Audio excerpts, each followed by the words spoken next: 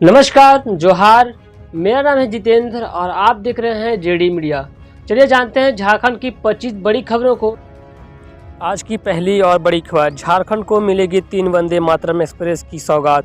बता कि रेल मंत्रालय तरफ से बड़ी अपडेट, झारखंड को 3 वंदे मातरम एक्सप्रेस देने की सौगात मिल सकती है। ये ट्रेनें राजधानी रांची से पटना और हावड़ा रूट पर चलेंगी। रेलवे ने 400 किलोमीटर से अधिक लंबे रूट पर sleeper Vande Mataram express train चलाने का फैसला किया है। इसके लिए कई रूटों का सर्वे कराया गया है। इसमें रांची हावड़ा और रांची पटना रूट शामिल है।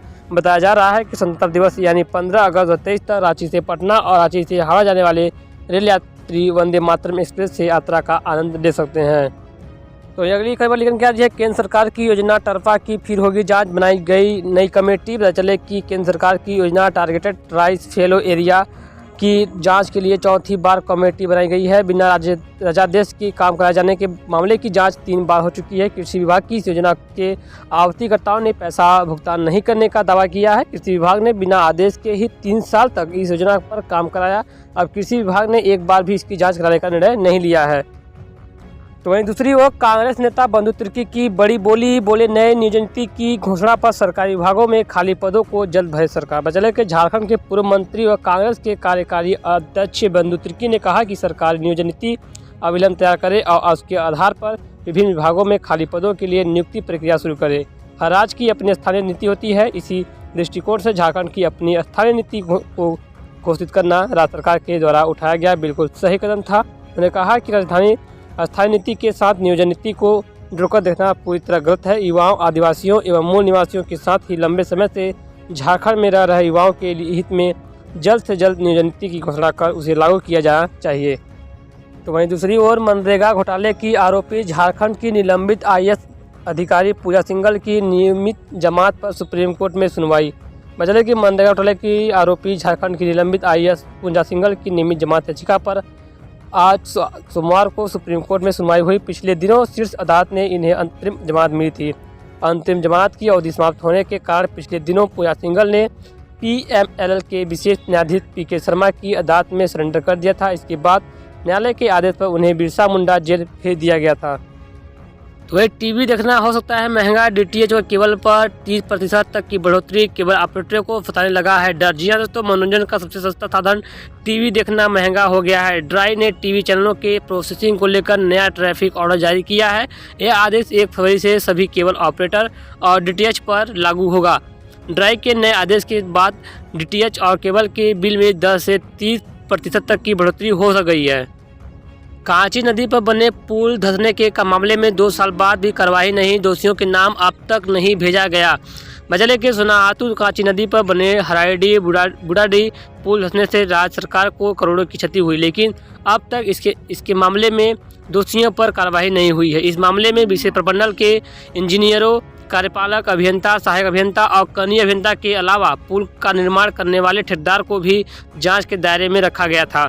इस इधर लापरवाही का आलम यह है कि जिन लोगों के खिलाफ कार्रवाई होनी थी, अब तक उनके नाम भी ग्रामीण कार्य विभाग के प्रधान सचिव अजय कुमार सिंह को नहीं भेजे गए हैं, जबकि दिसंबर 2022 में उन्होंने दोषी इंजीनियरों के नाम मांगे थे। झारखंड में फिर फंस सकेगी 3000 शिक्षकों की नियुक्ति। जी हाँ दोस्तों, झारखंड में 80 उत्कृष्ट और 225 आदर्श विद्यालयों में लगभग 3000 शिक्षकों की नियुक्ति होगी। इसे लेकर झारखंड शिक्षा परियोजना सिर्फ ने सभी जिलों को पत्र भेजा है। इसमें प्रावधान के अनुरूप सभी वर्गों के आरक्षण के लिए कॉलम बनाया गया, पर आर्थिक रूप से कमजोर वर्ग के आरक्षण का उल्लेख नहीं है। ऐसे में यह निश्चित शिक्षक नियुक्ति प्रक्रिया में फंस सकती है। नियुक्ति के लिए जिलों को भेजे गए पत्र में कहा गया है कि नियुक्ति संविदा पर होगी, लेकिन विद्यालयों में स्वीकृति पद के विरुद्ध आवश्यकता के अनुरूप रिक्त पदों पर विशेषज्ञों का चयन होगा। शिक्षा परियोजना ने जिलों के शिक्षकों की नियुक्ति के लिए एक विज्ञापन जारी करने के लिए फॉर्मेट भी भेज दिया है। तो वही दूसरी ओर बात करें झारखंड के पारा शिक्षक, सहायक अध्यापकों को लेकर के, तो सहायक अध्यापक और पारा शिक्षकों को 4% बढ़ा हुआ मानदेय। जनवरी माह का मानदेय को लेकर के शकील भाईजान ने फिर मानदेय को लेकर बड़ी अपील की है। अब वो रोज कार्यालय दौड़ रहे हैं। मानदेय को लेकर के बड़ा सोर्स लगा हुआ है शकील भाईजान का, ताकि पारा शिक्षकों के जनवरी माह का मानदेय मिल सके। और जिन पारा शिक्षकों ने अभी तक अपने कार्यालय, अपने अध्यक्ष, अपने जिलाध्यक्ष, अपने कार्यपालिका से अपना प्रमाण पत्र सत्यापन नहीं किया है, वो जल्द सत्यापन कराए, ताकि वो बढ़ा हुआ 4% मानदेय के साथ अपना मानदेय प्राप्त कर सकें। तो वहीं दूसरी ओर झारखंड के मनरेगा मजदूर पलायन करने के लिए हो चुके हैं विवाद। सरकारी योजनाओं पर पड़ रहा है बुरा असर। जी हाँ दोस्तों, मनरेगा की योजनाओं में काम करने वाले मजदूरों की संख्या घट गई है। पहले जहां 8 लाख मजदूर प्रतिदिन काम कर रहे थे, अब वह घटकर 3,50,000 हो गए हैं।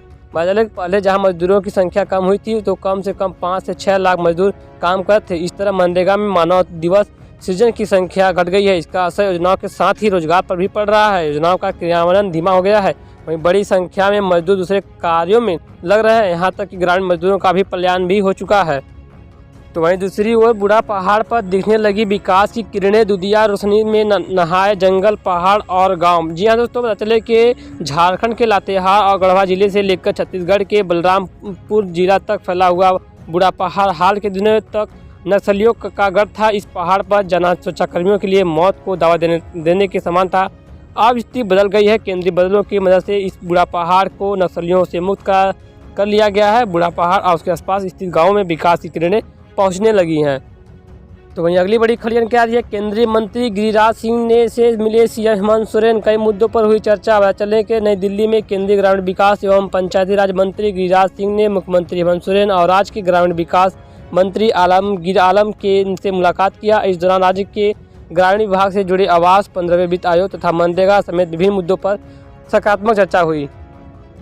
तो वहीं अगली बड़ी खबर जानकारी है, संजय सेठ के सवाल पर लोकसभा में बोली केंद्रीय मंत्री स्मृति ईरानी। रांची में चल रहे 1162 आंगनबाड़ी केंद्र।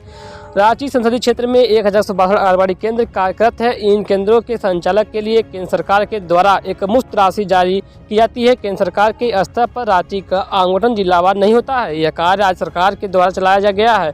जानकारी के अनुसार केंद्रीय महिला एवं बाल विकास मंत्री स्मृति ईरानी ने लोकसभा में दी। रांची के सांसद संजय सेठ ने लोकसभा में यह सवाल पूछा था कि रांची में कितने आंगनबाड़ी केंद्र संचालित है, उसकी समीक्षा के लिए कौन सा तंत्र काम कर रहा है, आंगनबाड़ी केंद्रों के कार्यान्वयन के लिए सरकार के द्वारा कितनी राशि आवंटित की जाती है और नया आंगनबाड़ी केंद्र खोलने पर क्या विचार रखती है।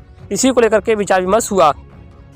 तो वहीं दूसरी ओर झामो सांसद महुआ मांझी ने नरेंद्र मोदी सरकार पर बोला हमला। कहा अदानी को बचाने में क्यों लगी है सरकार। जी हाँ दोस्तों, झारखंड के नेता महुआ मांझी ने पीएम मोदी की सरकार पर हमला बोला है। उन्होंने निवेशकों से धोखाधड़ी करने वाली कंपनी अदानी को बचाने का आरोप केंद्र सरकार पर लगाया है। झारखंड मुक्ति मोर्चा की राज्यसभा सांसद महुआ मांझी ने सोमवार को संसद भवन परिसर में पत्रकारों से कहा कि प्रधानमंत्री नरेंद्र मोदी इसका सामना क्यों नहीं करना चाहते। तो वहीं दूसरी ओर कैश कांड में फंसे विधायक इरफान अंसारी ईडी ऑफिस में पेश होने से पहले हेमंत सरकार व अनूप सिंह पर क्या बोले। जी हाँ दोस्तों, कैश कांड में फंसे जामताड़ा के विधायक इरफान अंसारी सोमवार को रांची के हिनू स्थित ईडी कार्यालय पहुंचे। इस दौरान मीडिया के समक्ष उन्होंने कहा कि उन पर लगाए गए आरोप निराधार हैं। सरकार अपने बनाया है तो सरकार वे क्यों गिराएंगे। उन्होंने आरोप लगाने वाले से कहा कि वे नफरत छोड़ो भारत जोड़ो पर विश्वास करते हैं। जिन्होंने मुझसे नफरत है वे ऐसा काम करना छोड़ दें। एक सवाल के जवाब में उन्होंने कहा कि विधायक अनूप सिंह को संबोधित मिले। आपको बता दें कि इरफान अंसारी झारखंड सरकार गिराने की साजिश रचने का आरोप है।